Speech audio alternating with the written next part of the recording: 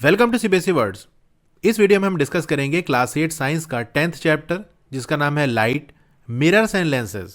इससे पहले की चैप्टर्स की वीडियो अपलोड हो चुकी है। अगर आपने नहीं देखा तो description as well as comment section में आपको प्लेलिस्ट का लिंक मिल जाएगा, वहां से देख सकते हो। Probe and ponder. अब यहाँ कुछ क्वेश्चंस आपको दिए हैं। Can we make mirrors which can give enlarge और डिमिनिश्ड इमेजेस? क्या ऐसा मिरर हम बना सकते हैं जो इनलार्ज यानी बड़ी और डिमिनिश्ड यानी छोटी इमेज बनाए? मतलब नॉर्मल जो मिरर होता है उसमें जो इमेज बनती है वो उसी साइज की होती है जिस साइज का ऑब्जेक्ट है। जैसे अगर अपने आप को मिरर में देखते हो तो जैसे आपका फेस दिखाई पड़ रहा है तो जितना बड़ा आपका फेस होगा मिरर में उतना ही बड़ा दिखेगा। ऐसा नहीं कि फेस बड़ा हो गया या छोटा हो गया। लेकिन क्वेश्चन हमसे पूछ रहा है कि ऐसा मिरर बना सकते हैं जहां इमेज बड़ी बने या छोटी बने? On side view mirrors of vehicles.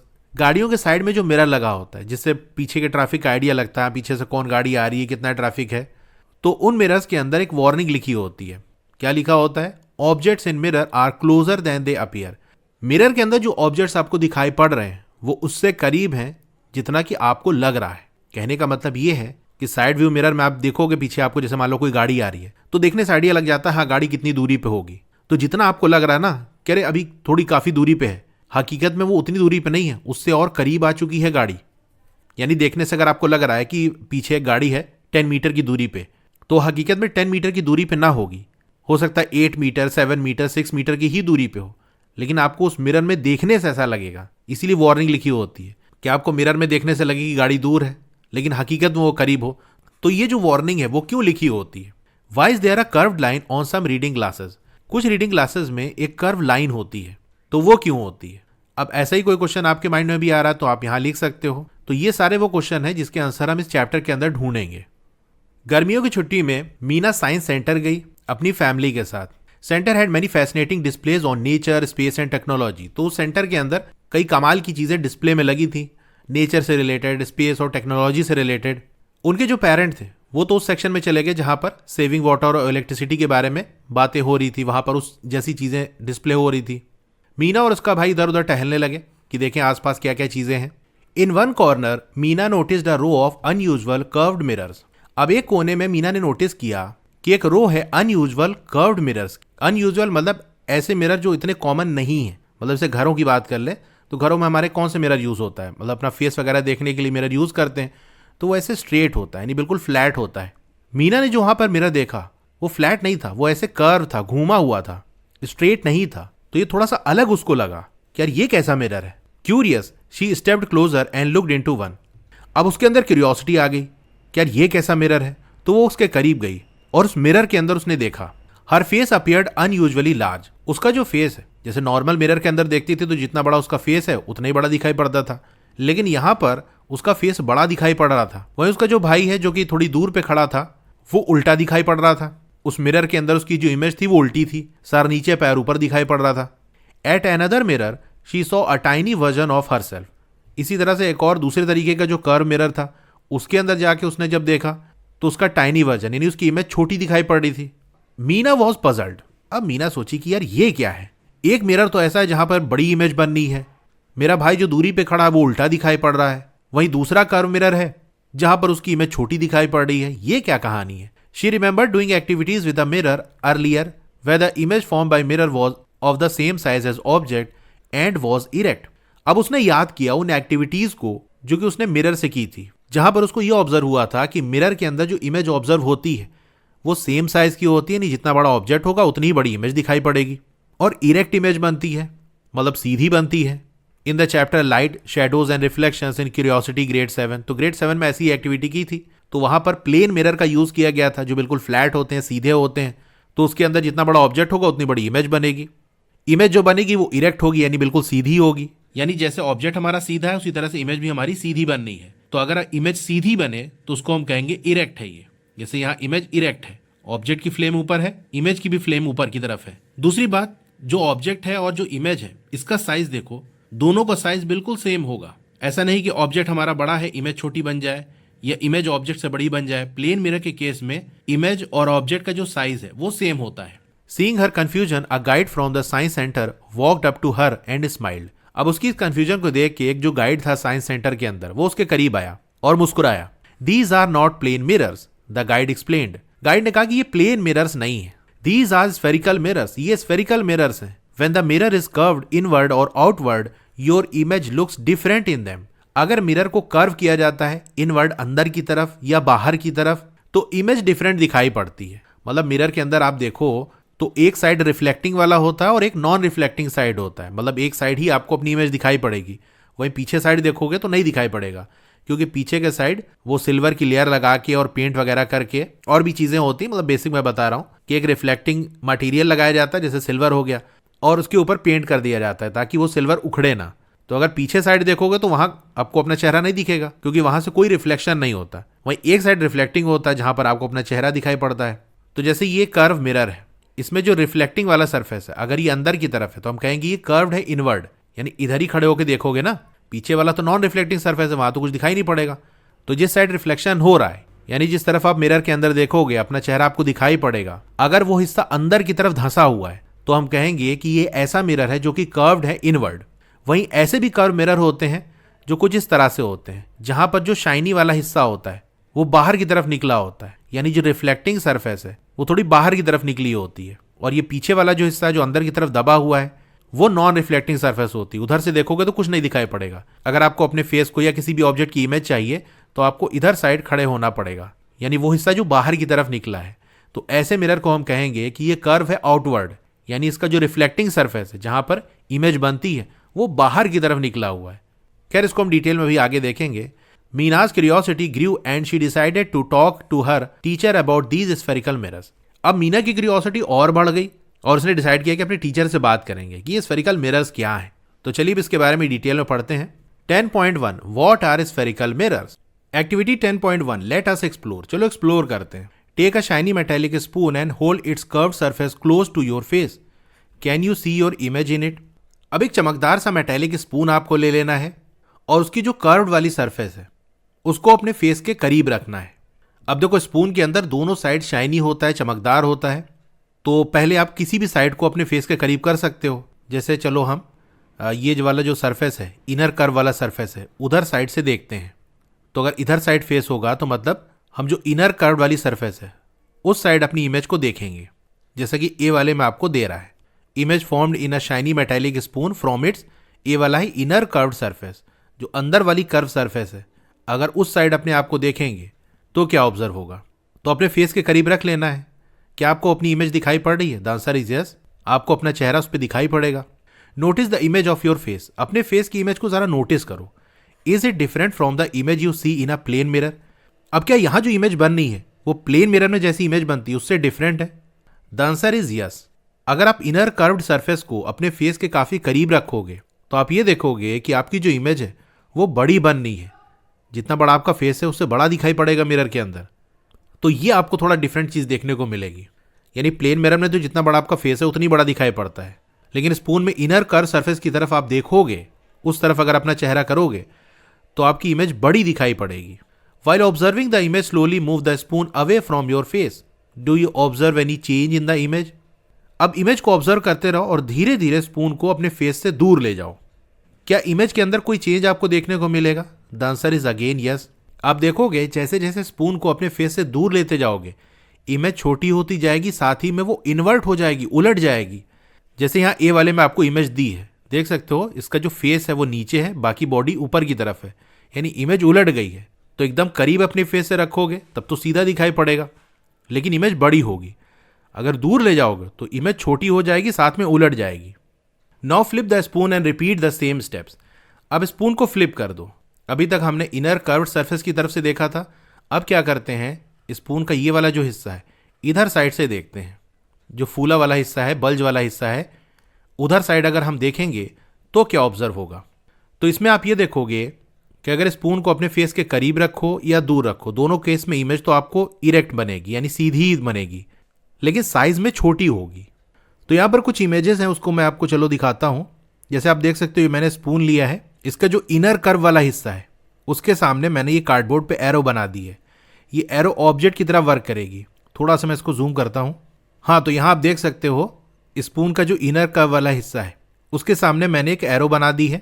ये जो एरो है ये ऑब्जेक्ट की तरह वर्क करेगी। स्पून से ये अभी काफ़ी करीब है, तो आप देख सकते हैं इस एरो की जो इमेज बननी है वो कैसी है। ऑब्जेक्ट वाली जो एरो है वो ऊपर की तरफ पॉइंट कर रही है और इसकी जो इमेज बननी है वो भी ऊपर की तरफ पॉइंट कर रही है। यानी इमेज कैसी बननी, इरेक्ट बननी, सीधी बननी है। साइज देखो, जो एरो मैंने बनाई है उसका साइज छोटा है और उसकी जो इमेज बननी है वो साइज में बड़ी है। तो ये चीज कब ऑब्जर्व हो रही है, जब हमारा ऑब्जेक्ट सरफेस से काफी करीब है। तो जब स्पून को अपने फेस से काफी करीब रखोगे तो उस केस में आपकी जो फेस की इमेज है वो बड़ी बनेगी लेकिन सीधी होगी। लेकिन जैसे ही थोड़ा सा दूर आप ले जाओगे तो कहानी बदल जाएगी। यहां पर देखो, वही इनर कर्व वाली सरफेस है, एरो को मैंने थोड़ा सा और दूर कर दिया है। अब इस केस में देखो, एरो ऊपर की तरफ पॉइंट कर रही है ऑब्जेक्ट में और इसकी जो इमेज बननी है वो नीचे की तरफ पॉइंट कर रही है। यानी अब इमेज इन्वर्टेड हो गई है, उलट गई है।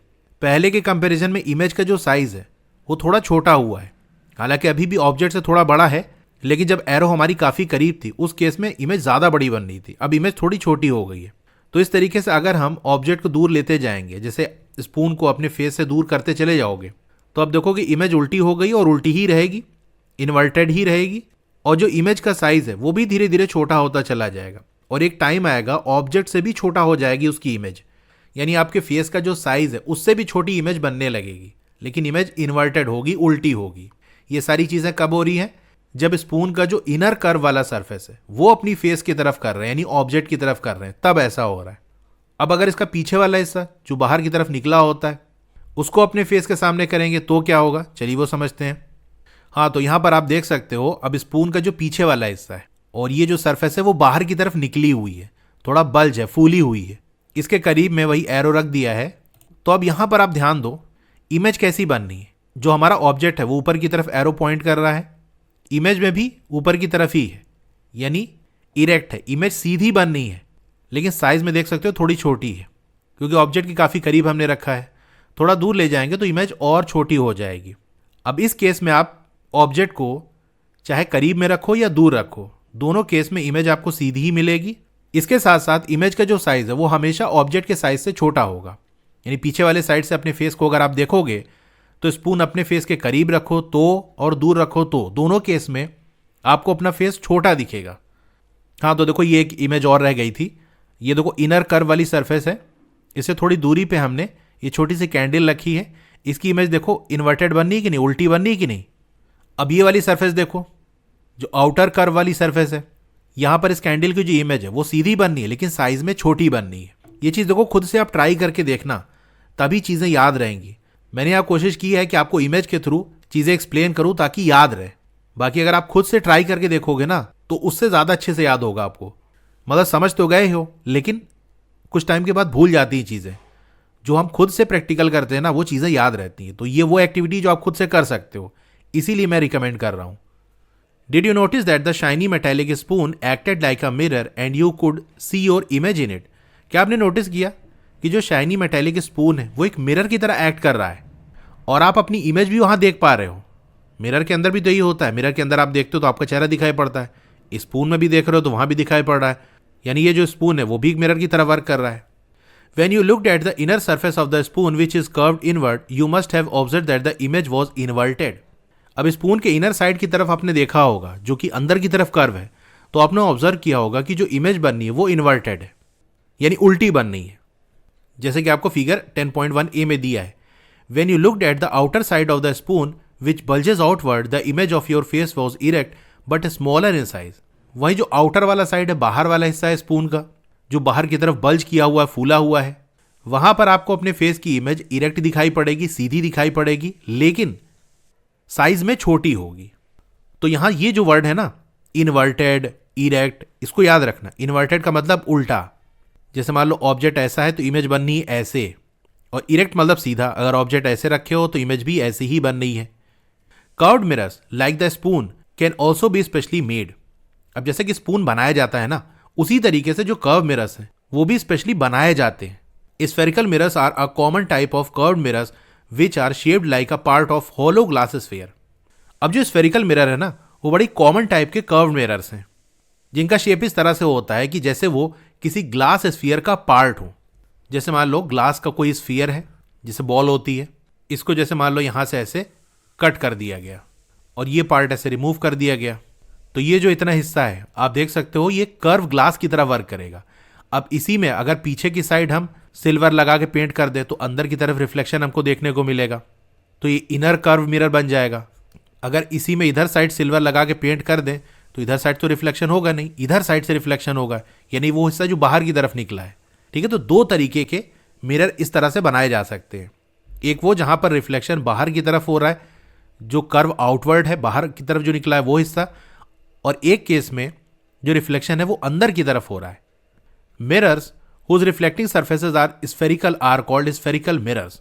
अब वो मिरर्स जिनकी जो रिफ्लेक्टिंग सर्फेस है वो स्फेरिकल हो, मतलब देखने से लगे कि वो स्फीयर का ही पार्ट हो, एक बॉल शेप का ही पार्ट है, उन्हीं में से कट करके निकाला गया है, तो ऐसे मिरर्स को हम स्फेरिकल मिरर्स कहते हैं। The reflecting surface of the spherical mirror में बी कर्व्ड इनवर्ड्स और आउटवर्ड्स। अब जो रिफ्लेक्टिंग सर्फेस है स्फेरिकल मिरर की, वो कर्व हो सकती है इनवर्ड भी आउटवर्ड भी। अ spherical mirror which has a reflecting surface that curves inward is called a concave mirror.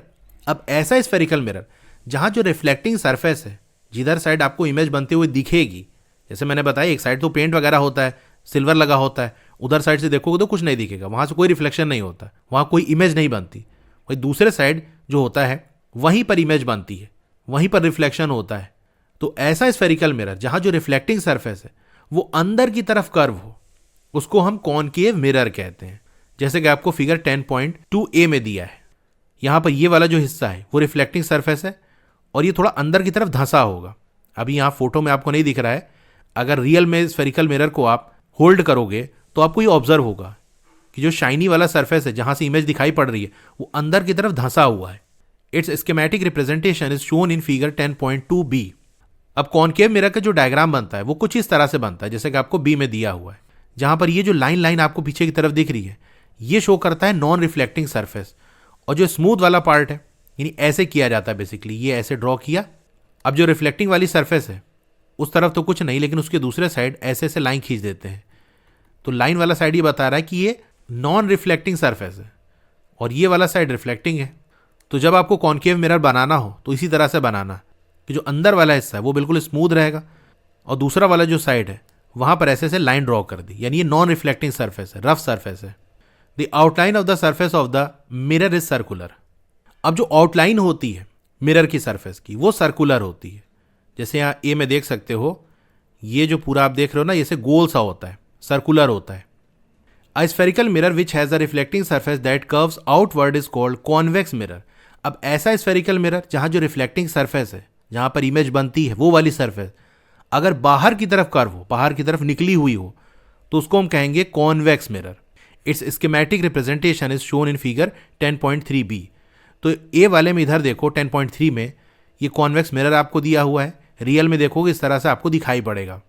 यहाँ पर ये जो रिफ्लेक्टिंग वाली सरफेस है थोड़ा बाहर की तरफ निकली होगी, उठी हुई होगी, और डायग्राम के फॉर्म में इस तरह से कुछ बनाया जाता है कि ये जो बाहर की तरफ निकला वाला हिस्सा है ये रिफ्लेक्टिंग है और ये जो अंदर की तरफ दबा वाला हिस्सा है ये नॉन रिफ्लेक्टिंग है।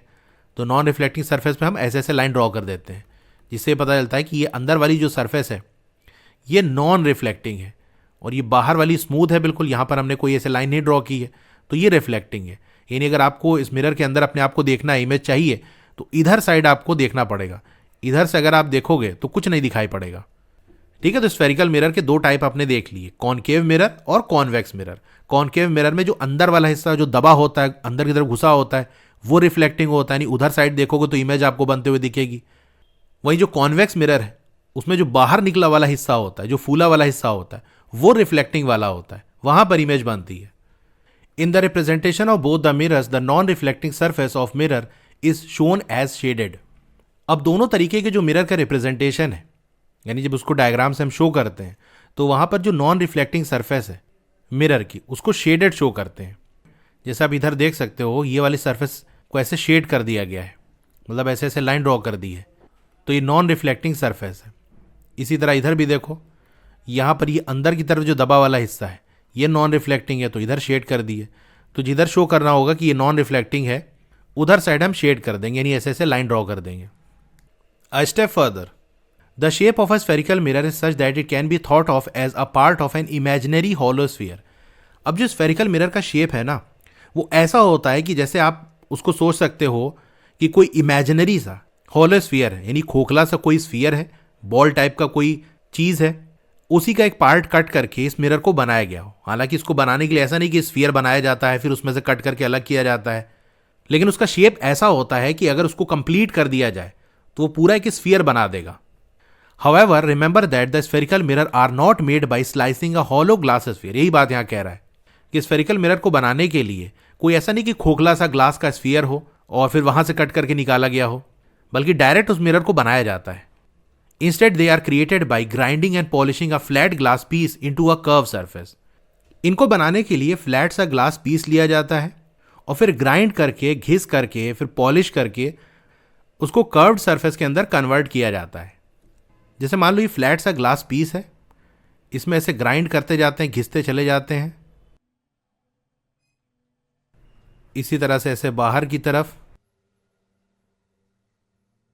और ऐसे करते करते ग्राइंड करते करते कर्व शेप बन जाता है। जैसे कि आप यहां देख रहे हो ये थोड़ा सा ऐसा कर्व हो गया है, तो इस तरह से बनाया जाता है। If a reflecting coating like the thin layer of aluminium is applied on the outer curve surface. अगर जो रिफ्लेक्टिंग कोटिंग है, जैसे पतली लेयर एल्यूमिनियम की, पहले सिल्वर यूज किया जाता था, अब एल्यूमिनियम भी यूज किया जाता है, तो एल्यूमिनियम की अगर पतली लेयर अप्लाई की जाती है आउटर कर्व सरफेस पे, it forms a concave mirror. तो ग्राइंड और पॉलिश करने के बाद ग्लास का ऐसा कुछ पीस हमको मिला।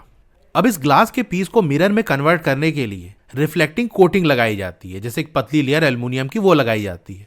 अब वो लेयर चाहे आप अंदर की तरफ लगा दो या बाहर की तरफ लगा दो, जिस तरफ लगाओगे उसी हिसाब से मिरर बनेगा। तो अगर बाहर की तरफ आपने रिफ्लेक्टिंग कोटिंग कर दी तो कॉनकेव मिरर बनेगा, क्योंकि जिधर साइड आप कोटिंग करोगे उधर साइड रिफ्लेक्शन नहीं होगा, उसके दूसरे साइड रिफ्लेक्शन होगा, क्योंकि कोटिंग के पीछे पेंट कर देते हैं। अब वो पेंट वाले साइड आपको इमेज नहीं बनेगी, तो अब अंदर की तरफ इमेज बनेगी। और अभी ऊपर हमने देखा था कि अंदर के साइड अगर इमेज बन रही है, यानी रिफ्लेक्टिंग सरफेस अगर अंदर की तरफ धंसी हुई है, तो वो कैसा मिरर है? Concave mirror.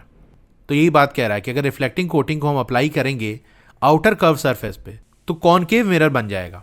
If the coating is applied on the inner curve surface it forms a convex mirror. अगर कोटिंग को हम बाहर ना लगा के अंदर की तरफ लगा दें, इधर एल्यूमिनियम की पतली सी कोटिंग करके पेंट लगा दिया, तो अब इधर से देखोगे कुछ नहीं दिखेगा, इधर साइड से दिखाई पड़ेगा। यानी इधर से आप देखोगे तो मिरर के अंदर आपको इमेज बनती हुई दिखेगी, यानी रिफ्लेक्टिंग सरफेस ये बाहर वाली हो गई। तो बाहर की तरफ फूली वाली रिफ्लेक्टिंग सरफेस, मतलब ये कैसा मिरर है? Convex mirror. तो कॉन्वेक्स मिरर आपका बनेगा। अब याद देखो, ये चीज़ इमेज से आपको बताई भी गई है कि जैसे आपका जो कर्व मिरर है ना, वो ऐसे कुछ होता है, तो अगर इसको हम कंप्लीट कर दें तो स्फीयर जैसा बन जाएगा। यानी देखने से आपको ऐसा लगेगा ये किसी स्फीयर से कट करके निकाला गया हो, लेकिन हकीकत में ऐसा कोई स्फीयर कट करके नहीं निकाला जाता। सिर्फ एक इमेजिनरी हॉलो स्फीयर है, एक खोखला सा इमेजिनरी स्फीयर है। देखने से लगेगा उसी से कट करके, जैसे यहां से ऐसे कट करके ये हिस्सा निकाल लिया गया, a piece of imaginary hollow sphere. तो ये देखो, यहाँ आपको कॉनकेव मिरर दिया है। यहाँ जो अंदर की तरफ धंसा वाला हिस्सा है वो रिफ्लेक्टिंग सरफेस है और पीछे साइड ये कोटिंग सरफेस है। इसी तरह अगर अंदर धंसे वाले हिस्से में अगर हम कोटिंग कर दें तो ये बाहर की तरफ फूला वाला जो हिस्सा है वो रिफ्लेक्टिंग सरफेस हो जाएगा, तो आपका कॉन्वेक्स मिरर होगा ये। Activity 10.2 let us distinguish. चलो डिस्टिंग्विश करते हैं। Place concave and convex mirror on a table with their reflecting surfaces facing upwards. अब कॉनकेव और कॉन्वेक्स दोनों ही मिरर आप टेबल पे रख लो इस तरह से, क्योंकि जो रिफ्लेक्टिंग सरफेस है वो ऊपर की तरफ हो। Now view them from side keeping your eye at their level to identify whether the reflecting surface is curved inwards और आउटवर्ड्स। अब साइड से देखो इस तरह से कि आपकी जो आई है वो बिल्कुल उसी के लेवल में हो, और वहां से आप पहचानो, क्योंकि रिफ्लेक्टिंग सरफेस आप ऊपर की तरफ करे हुए हो, तो वहां से आपको देख के आइडिया लग जाएगा कि जो रिफ्लेक्टिंग वाली सरफेस है वो अंदर की तरफ धंसी हुई है कि बाहर की तरफ निकली हुई है। तो इधर जो इमेज बनी है देखो, ये कॉनकेव मिरर की है। इसमें आपको ये ऑब्जर्व होगा कि जैसे आपकी ये टेबल है, इसमें ऐसा कुछ आपको ऑब्जर्व होगा। अब देखो ऊपर वाली जो सरफेस है वो थोड़ी अंदर की तरफ धंसी हुई है, तो रिफ्लेक्टिंग सरफेस हमने ऊपर की तरफ किया था, मतलब रिफ्लेक्टिंग सरफेस अंदर की तरफ धंसी हुई है, तो ये कॉनकेव मिरर है। इसी तरह से अगर आपको मिरर इस तरह कुछ ऑब्जर्व हो रहा है कि जो ऊपर वाला हिस्सा है वो थोड़ा उठा हुआ लग रहा है, और यहां पर भी रिफ्लेक्टिंग सरफेस आपने ऊपर की तरफ रखी है, तो मतलब ये जो मिरर है वो कॉन्वेक्स मिरर है। तो इस तरीके से मिरर को देख के आप बता सकते हो कि कौन सा कॉनकेव है, कौन सा कॉन्वेक्स है। बस आपको सिंपल सा रिफ्लेक्टिंग सरफेस को ही ऑब्जर्व करना है।